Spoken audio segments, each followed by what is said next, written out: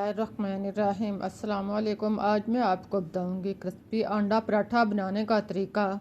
बिल्कुल नए तरीके से बनने वाला यह पराठा सबको पसंद आएगा, सभी उंगलियां चाट कर खाएंगे। उम्मीद है कि आप लोगों को पराठा बनाने का तरीका पसंद आएगा। अगर अच्छा लगे तो इसे लाइक, शेयर और सब्सक्राइब करना मत भूलिएगा। इसके लिए आप 1 कप मैदा लें, इसको छानकर साफ कर लें। अगर मैदा नहीं तो आप आटा ले सकते हैं। फिर आप इसमें 1 चम्मच या आधा चम्मच नमक डाल लें और 1 चम्मच आप पानी शामिल कर लें। अब आप इसको अच्छी तरह हैंड मिक्सर के साथ इसको आप नरम कर लें, घोल लें। इसको आप चम्मच के साथ या हैंड मिक्सर के साथ अच्छी तरह आप इसको नरम कर लें। फिर आप इसमें आधा कप दूध शामिल कर लें। दूध डालकर आप इसको अच्छी तरह मिक्स करें। इसको आप मिक्स इस तरह करें कि इसके अंदर गिल्टी जो है वो बिल्कुल ना हो। इस तरह का इसका नॉर्मल सा मैदा जो है वो तैयार करें।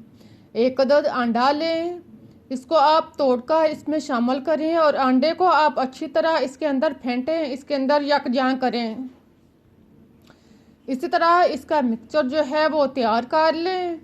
इस तरह का लिक्विड जो है वो तैयार करें, जो ना ज़्यादा पतला हो ना ज़्यादा गहरा हो। इसे आप एक साइड पर रखें। अब आप 4 अदद अंडे लें, इनको तोड़कर एक बाउल में डाल लें। अंडे डालने के बाद आप इसको अच्छी तरह फेंट लें। इसकी सफ़ेदी और जर्दी को मिक्स कर लें, इसे यकजां कर लें। अंडों को अच्छी तरह फेंटने के बाद अब आप इसमें 1 अदद दरमियाने साइज़ का कटा हुआ प्याज डाल लें। 1 अदद आप टमाटर लें दरमियाने साइज़ का, इसको भी आप काट कर इसमें शामिल कर लें। 2 अदद हरी मिर्च कटी हुई इसमें डाल लें। 1 अदद छोटे साइज़ का आप प्याज 1 अदद छोटे साइज़ का आलू लें, इसको आप क्रश कर लें। फिर आप इसमें हरा धनिया डालें और पालक कटी हुई 2 चम्मच शामिल कर लें। नमक आप 1 चम्मच या टेस्ट के मुताबिक डाल लें। काली मिर्च 1 चम्मच शामिल कर लें। पीसी हुई काली मिर्च डालने के बाद अब आप इन सबको अच्छी तरह मिक्स कर लें। सारी चीज़ों को आप अच्छी तरह मिक्स करके इस तरह का मैदा तैयार करें। इसको आप एक साइड पर रख दें। दोनों चीज़ें तैयार करने के बाद अब आप चूल्हे पर पैन या तवा रखें। अगर पैन ले तो वो ज़्यादा बेहतर है, क्योंकि इसके कंडे मुड़े हुए होते हैं। इसके किनारे जो होते हैं इसको आप अच्छी तरह इसकी रोटी जो है वो तैयार कर सकते हैं। एक आप डोंगा या बाउल भर के इसके अंदर इसके डालें और फिर आप इसको घुमाएं तो इसकी गोल सी रोटी तैयार कर लें। देखें इस तरह आप इसकी रोटी तैयार करें। जब ऊपर से रोटी खुश्क हो जाए तो आप इसको चेंज करें, इसकी आप साइड चेंज करें और दूसरी साइड से भी आप इसको नॉर्मल सा ब्राउन कर लें। इसको आप फुल ब्राउन नहीं करें, इसको आप नॉर्मल सा दोनों साइड से ब्राउन करें। 1-2 दफ़ा आप इसके साइड चेंज करें ताकि रोटी जो है वो तैयार हो जाए, ब्राउन हो जाए।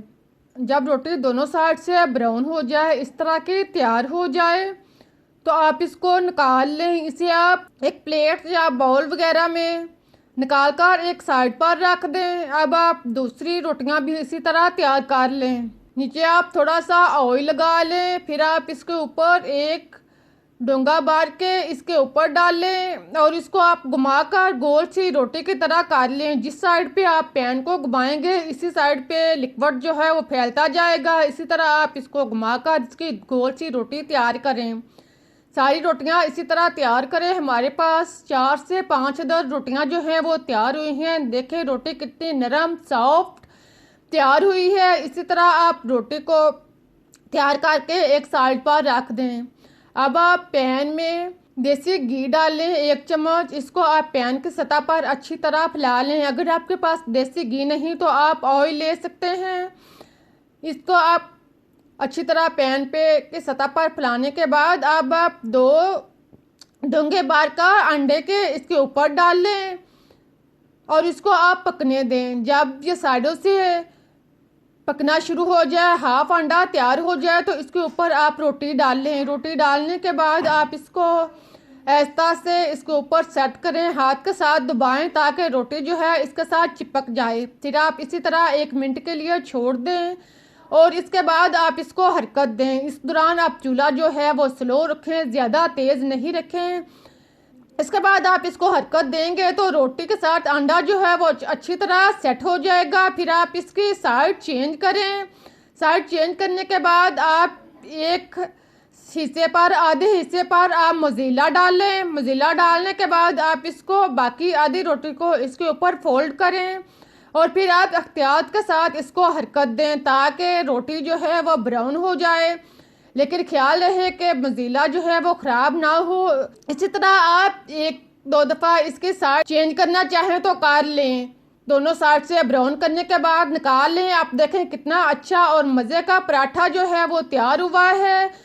इसी तरह आप पराठा बनाएंगे तो सभी उंगलियां चाट कर खाएंगे। देखें, आप इस तरह बनाएं, बच्चों को दें, खुद खाएं, घर वालों को दें। बहुत ही मज़े का, टेस्टी, बिल्कुल न्यू किस्म का पराठा सबको पसंद आएगा। अगर आपको अच्छा लगा है तो इसे लाइक, शेयर और सब्सक्राइब करना मत भूलिएगा। मुझे इजाज़त दें, फिर मिलते हैं एक नई और मज़ेदार रेसिपी के साथ। तब तक के लिए अल्लाह हाफिज़।